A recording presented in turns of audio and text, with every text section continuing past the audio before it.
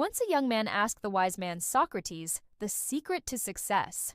Socrates patiently listened to the man's question and told him to meet him near the river the following day for the answer.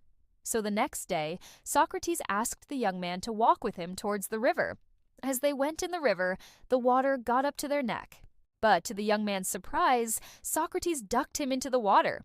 The young man struggled to get out of the water, but Socrates was strong and kept him there until the boy started turning blue. Finally, Socrates pulled the man's head out of the water. The young man gasped and took a deep breath of air.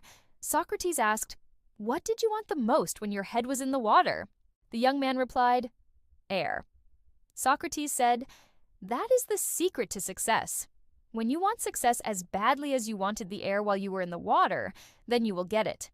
There is no other secret." Moral of the short story: a burning desire is the starting point of all accomplishment. Just like a small fire cannot give much heat, a weak desire cannot produce great results.